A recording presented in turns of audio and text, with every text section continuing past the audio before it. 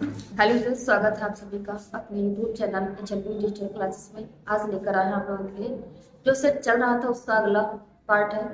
और इसमें जो भी क्वेश्चन है वो लॉन्ग क्वेश्चन है और ये पार्ट मोस्ट इम्पोर्टेंट है, तो आप लोग इसको लास्ट तक जरूर देखिएगा। ये देखो 5 नंबर में पूछे जाना वाला क्वेश्चन है और ये इससे पहले कई बार पूछा जा चुका है प्रीवियस में।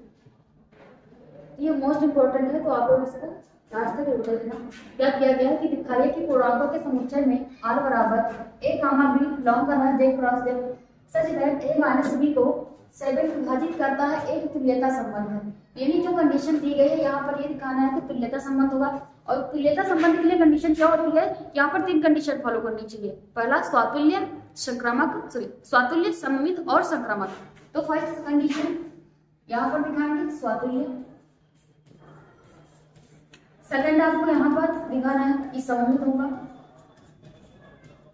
और थर्ड कंडीशन ये बताना है कि संक्रामक होगा। तो फर्स्ट कंडीशन इसमें देख लेते हैं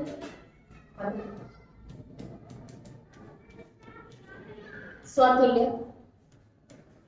तो स्वातुल्य में क्या होता है, यहाँ पर हम कोई एक अवयव मानते हैं। तो यहाँ पर मान लेते हैं यदि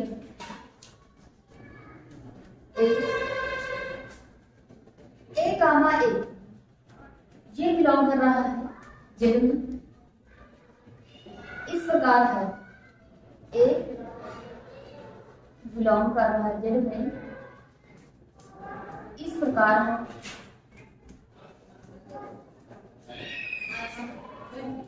कि यहाँ पर कंडीशन क्या है कि a माइनस बी को क्या 7 विभाजित कर रहा है। तो यहाँ पर इस अकॉर्डिंग इसको हम देखेंगे तो क्या होगा, तो a माइनस, देखो यहाँ पर हम अवयव जो ले रहे हैं वो a कामा a ले रहे हैं, a माइनस a ये क्या है, ये देखो इसको सॉल्व करेंगे तो ये किसके बराबर आ जाएगा, आपका 0 के बराबर होगा।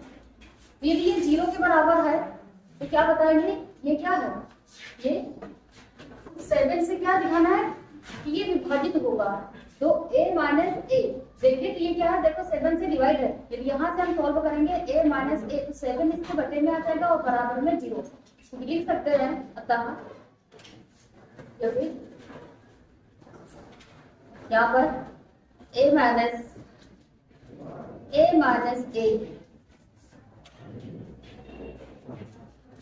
7 से विभाजित है। यदि ये 7 से विभाजित है तो क्या लिख सकते हैं, अतः जो r है r कैसा होगा, स्वातुल्य संबंध होगा, स्वातुल्य। दूसरी कंडीशन यहाँ पर क्या दिखाना है, दूसरी कंडीशन देखो सममित सिद्ध करना। तो सममित के लिए देख लेते हैं। तो सममित में क्या होता है कि 2 अवयव लिखते हैं। यहाँ पर हमने a लिया था a कामा a और यहाँ पर हमें मानना है a कामा b। लिखेंगे यदि a कामा b ये एलिमेंट है जेड के, या a कामा b बिलोंग कर जेड में, इस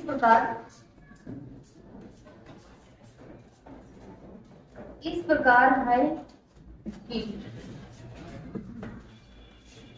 यहाँ पर जो a माइनस बी होगा, a माइनस बी ये क्या है, 7 से विभाजित है,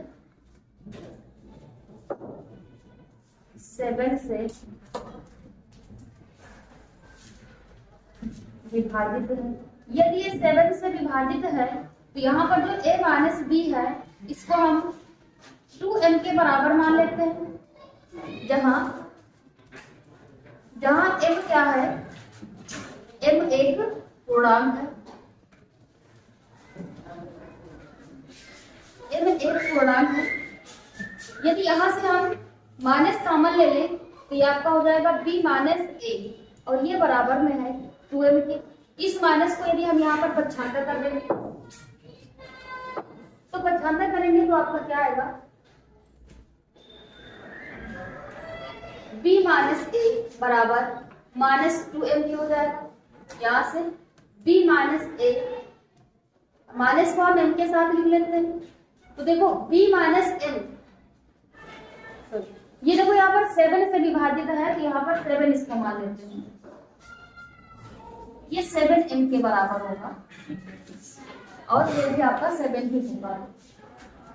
माइनस का 7m होगा और माइनस को हम m के साथ ले लेते हैं तो b माइनस a बराबर हो जाएगा 7 माइनस m के। तो यहाँ पर देखो क्या है, माइनस m को हमने क्या माना है, यानी m एक पूर्णांक है तो ये भी एक पूर्णांक हो जाएगा। तो यहाँ से देखें तो 7 इंटू में है, यानी यहाँ से माइनस m का मान निकालेंगे तो 7 क्या आ जाएगा, बटे में आ जाएगा। तो लिख सकते हैं अतः b माइनस a 7 से विभाजित होगा।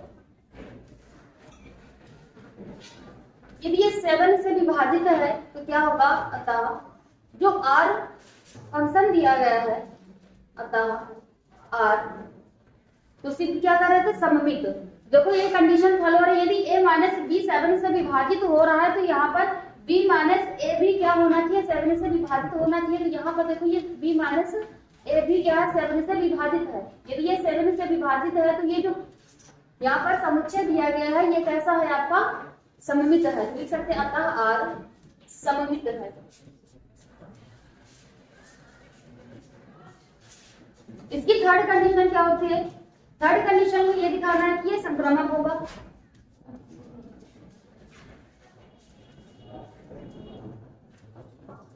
तो संक्रामक के लिए क्या होता है, यहाँ पर 3 अवयव लेते हैं। मान लेते हैं यदि a, b, z ये बिलोंग कर रहे हैं, देखो यहाँ पर a, b, c लेंगे जो बिलोंग कर रहा है z में, इस प्रकार है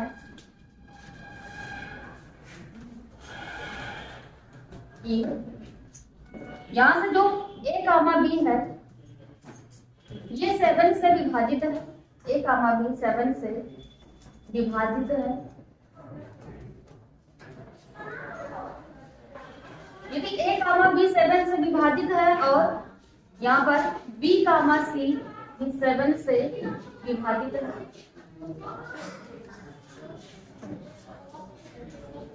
यहाँ पर दो समीकरण बना लेंगे, यानी a माइनस b, इसको हम 7m के बराबर मान लेते हैं फर्स्ट समीकरण, और जो b माइनस c है इसको भी 7n के बराबर मान लेते हैं। ये समीकरण आपकी हो जाएगी सेकंड। यहाँ से फर्स्ट समीकरण और सेकंड समीकरण को सॉल्व करेंगे।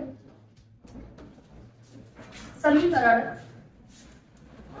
फर्स्ट व सेकंड से, तो समीकरण फर्स्ट और सेकंड से देखें तो देखो a माइनस b बराबर 7m और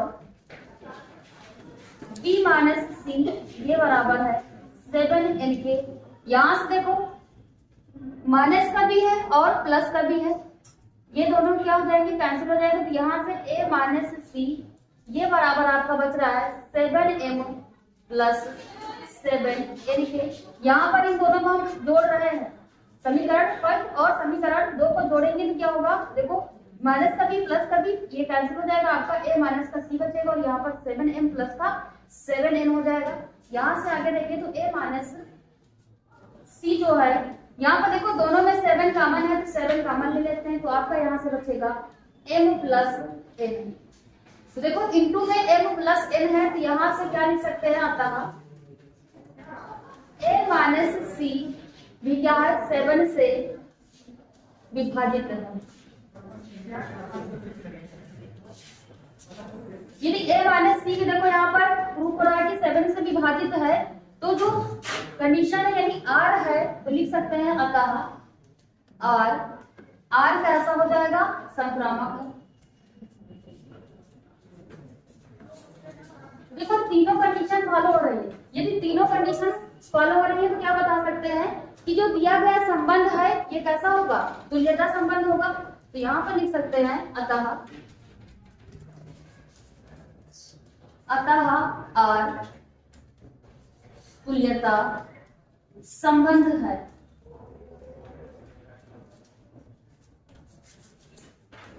ये आपका सेकेंड क्वेश्चन कंप्लीट हुआ। तो आई होप आप लोगों ने इसको अच्छे से देखा होगा, समझ में भी आया होगा। बढ़ते हैं अगले क्वेश्चन की ओर।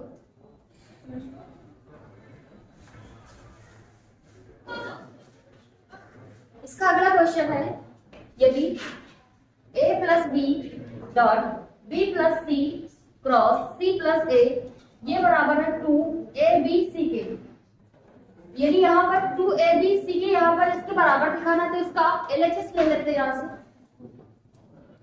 LHS में है vector a plus vector b dot vector b plus vector c cross vector c plus vector a। तो यहां से vector a plus vector b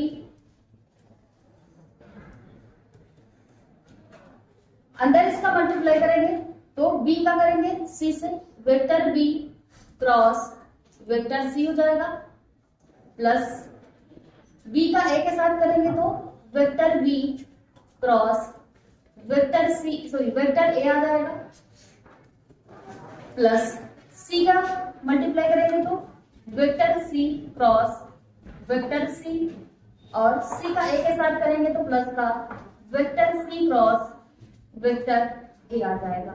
यहाँ पर जो वेक्टर c क्रॉस c है इसका मान क्या हो जाएगा 0, क्योंकि vector c cross vector c ये 0 के बराबर होगा। आगे इसको सॉल्व करेंगे, vector a plus vector b, तो ये आपका बच रहा है b cross c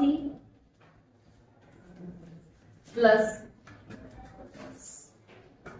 c cross c का मान कितने हो जाएगा, ये आपका है vector b cross vector a plus vector c cross vector a। यहां से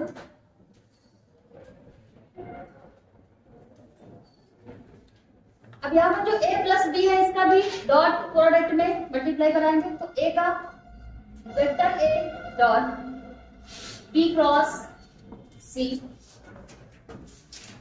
प्लस a का b क्रॉस a के साथ तो vector a dot b cross a plus a का c क्रॉस a के साथ तो ये आपका vector a dot c cross a। इसी प्रकार b का मल्टीप्लाई कराएंगे तो b का b क्रॉस c के साथ तो ये आपका vector b dot vector b cross vector c।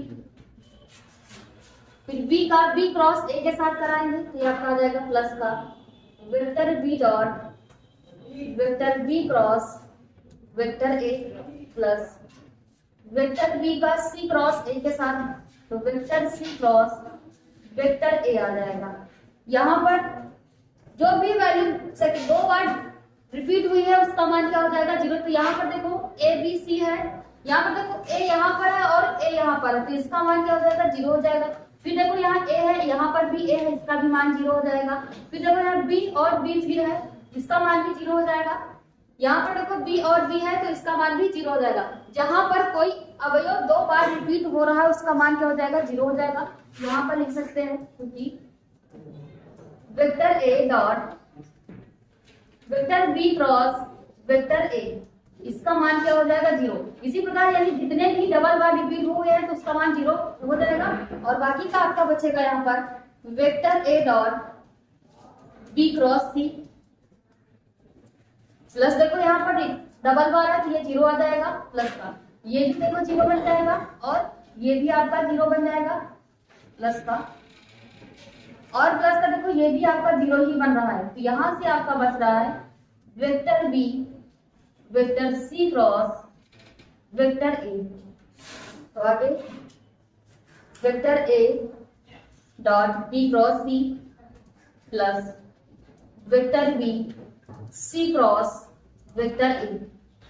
यहां से जो a b क्रॉस c है इसको हम लिख सकते हैं ब्रैकेट बड़े ब्रैकेट में a b c प्लस इसको भी इसी तरह से लिख सकते हैं वेक्टर a वेक्टर b और वेक्टर c।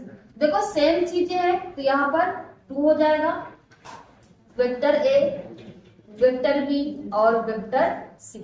ये देखो LHS लेके यहाँ से सॉल्व किए थे और आपका RHS मिल रहा है, यानी LHS क्या है, RHS के बराबर है। तो आई होप आप लोगों को ये भी क्वेश्चन अच्छे से समझ में आया होगा और आप लोगों ने इसको नोट भी कर लिया होगा।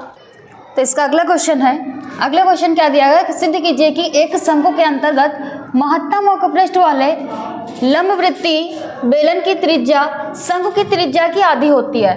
तो यहाँ पर देखो एक शंकु है और एक लंबवृत्तीय बेलन है, तो बना लेते हैं यहाँ पर चित्र इसका।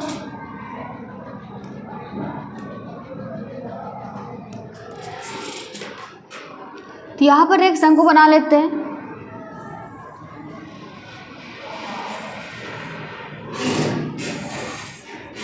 ये आपका शंकु है और ये इसका बिंदु O है, यहाँ पर ये लंब होगा इसका, ये यहाँ से बिंदु O से इसको A मान लेते हैं, B और C। तो बिंदु O और C से इसकी जो त्रिज्या है यहाँ से ये इसको R मान लेते हैं। इसकी जो ऊंचाई है शंकु की ये h हो जाएगी। इसी के मध्य में एक लंबवृत्तीय बेलन बनाना है, तो लंबवृत्तीय बेलन बना लेते हैं।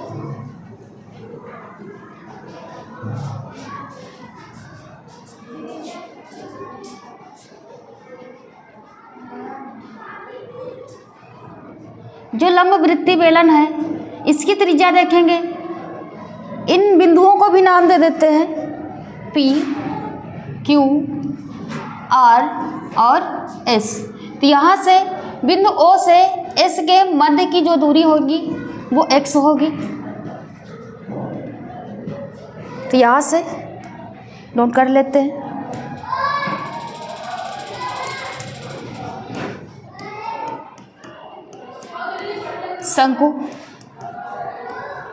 शंकु के आधार की त्रिज्या, तो जो शंकु के आधार की त्रिज्या है वो देखो बिंदु O से C के मध्य है, तो OC बराबर है आपका R। यहीं पर शंकु का या फिर शंकु की ऊंचाई, तो शंकु की जो ऊंचाई है AO बराबर आपका दिया गया है h, यानी मान लिया है यहाँ से। यहीं पर बेलन के आधार की त्रिज्या, तो बेलन के आधार की त्रिज्या यानी OS बराबर x मान लिया है यहाँ पर। अब यहाँ पर देखें तो जो त्रिभुज AOC है और त्रिभुज OSC, ये दोनों देखो कैसे होंगे, ये समरूप त्रिभुज होंगे, क्योंकि यहाँ पर ये देखो जो कोण बनेगा ये भी 90 डिग्री का बनेगा और ये कोण होगा ये भी 90 डिग्री का बनेगा। ये जो भुजा होगी ये इसके समरूप होगी और ये देखो आधार में ये इतनी भुजा ये इसकी भुजा की क्या होगी, बराबर होगी। तो क्या बता सकते हैं, ये दोनों क्या होंगे, आपस में समरूप त्रिभुज होंगे। तो लिखेंगे त्रिभुज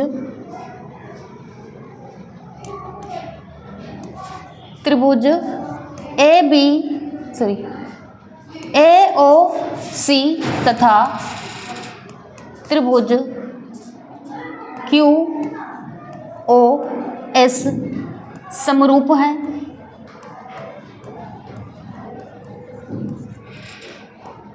यदि ये त्रिभुज आपस में समरूप हैं तो यहाँ पर जो भुजा है AO, तो यह आ जाएगा AO बटे में QS के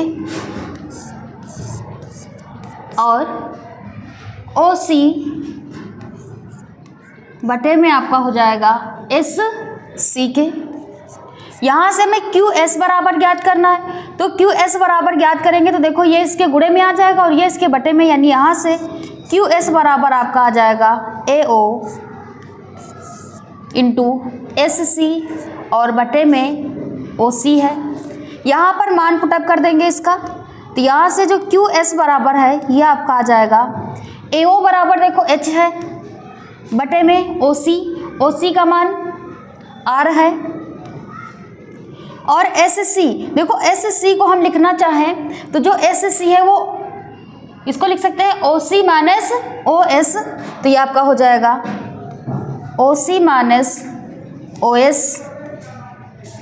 तो यहाँ से आपका आ जाएगा क्यू एस बराबर एच अपान में आर। ओ सी का मान आर है और सॉरी ये ओ एस हो जाएगा माइनस का, और ओ एस का मान कितना है, एक्स है। तो ये आपका क्यू एस का मान आ गया। इसको हम समीकरण फर्स्ट मान लेते हैं यहाँ से। अब यहाँ से ज्ञात क्या करना है, यहाँ से निकालना है बेलन का पृष्ठीय क्षेत्रफल। तो यहाँ से ज्ञात कर लेते हैं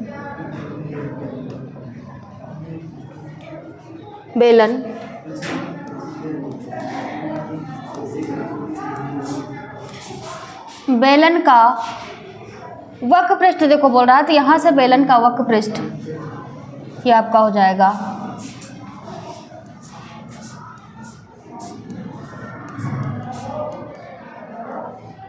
तो यहाँ से ये आपका आ जाएगा 2 पाई।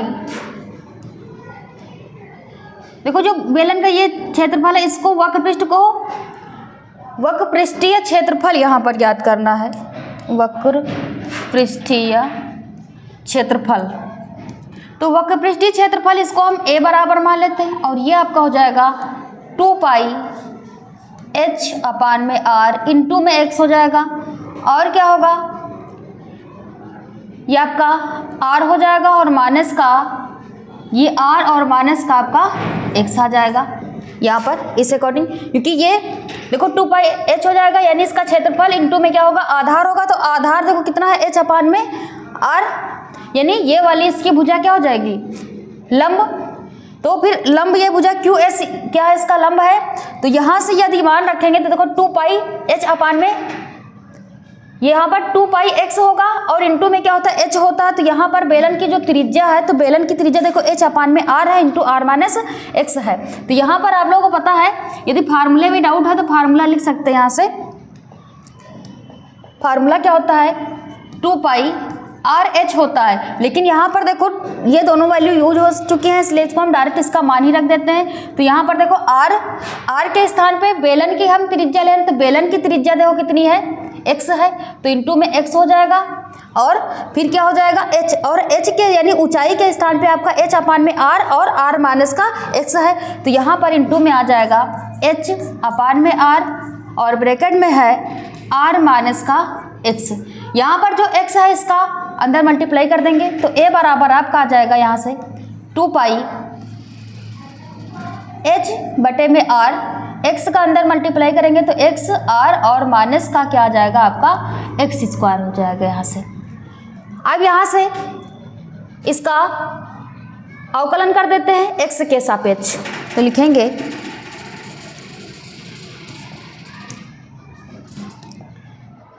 x के सापेक्ष अवकलन।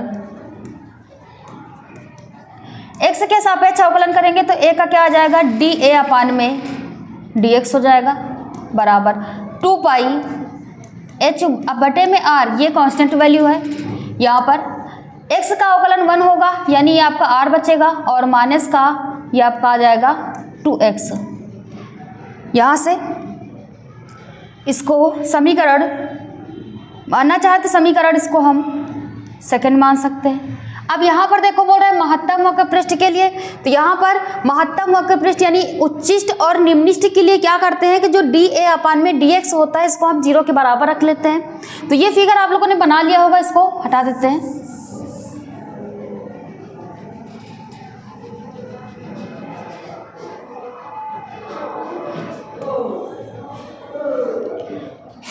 यहाँ से उच्चिष्ट और निम्निष्ठ के लिए ज्ञात करेंगे तो लिखेंगे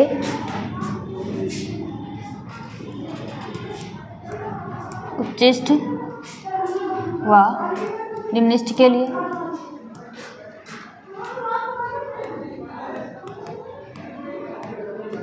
तो उच्चिष्ट और निम्निष्ठ के लिए क्या होगा, ये जो dA अपान में dx है, dA अपान dx इसकी वैल्यू 0 के बराबर रखेंगे। यदि ये हम 0 के बराबर लिखेंगे तो समीकरण 1 से समीकरण सेकंड से, समीकरण सेकंड से, तो समीकरण सेकंड में क्या हो जाएगा 2 पाई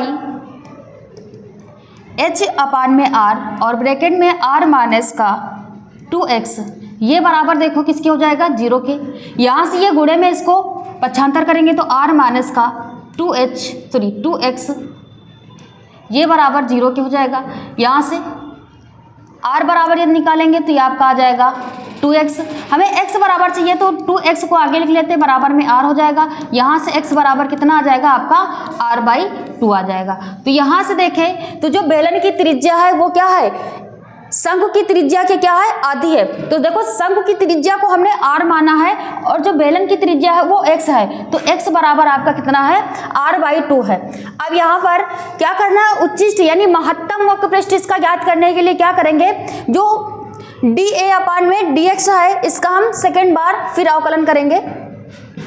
तो इधर का भी आप लोगों ने नोट कर लिया होगा, इसको साफ कर देते हैं यहाँ से।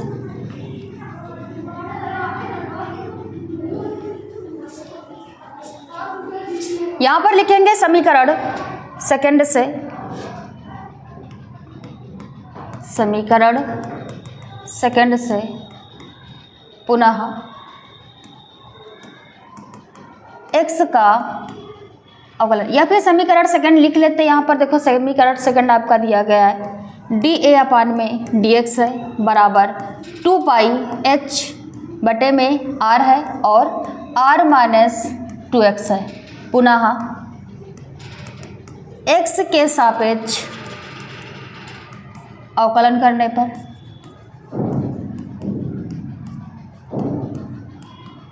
पुनः x के सापेक्ष अवकलन करेंगे तो यहाँ से आ जाएगा d2a अपान में dx2 बराबर 2 पाई h बटे में r।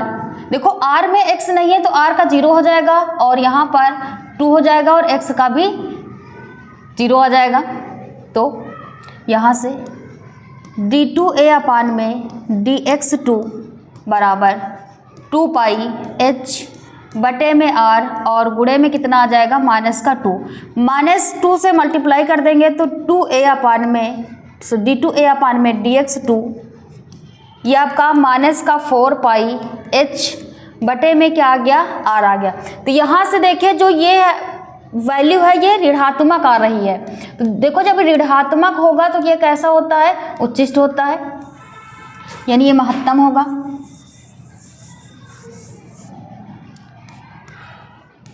तो ये ऋणात्मक है यानी ये उच्चिष्ट होगा। तो यहाँ पर क्या लिख सकते हैं, अतः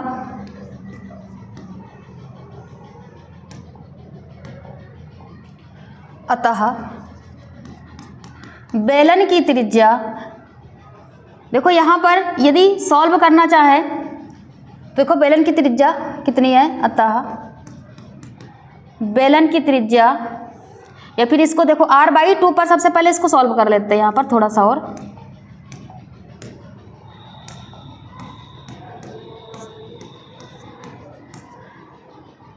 x बराबर आ गया r/2, तो x बराबर r/2 पर इसको सॉल्व करेंगे।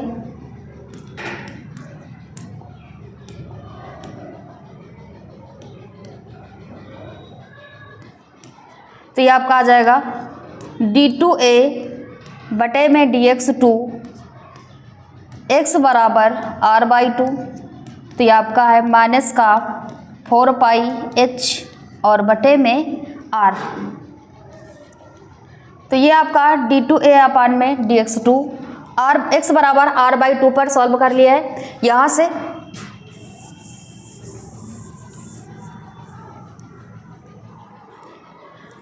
क्या लिख सकते हैं, अतः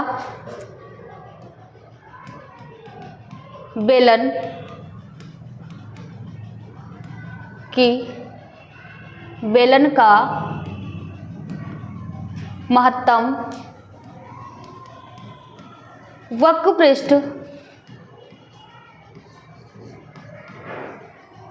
पृष्ठ की त्रिज्या x बराबर r/2 है। तो ये भी क्वेश्चन कंप्लीट हुआ। तो आई होप आप लोगों को ये भी अच्छे समझ में आया होगा, सिलेबस से हट चुका है। तो आज के लिए इतना ही। तो आप लोग वीडियो को लास्ट तक जरूर देखे होंगे। यदि वीडियो अच्छी लगे तो लाइक और कमेंट जरूर करिएगा। धन्यवाद, मिलते हैं अगले वीडियो में।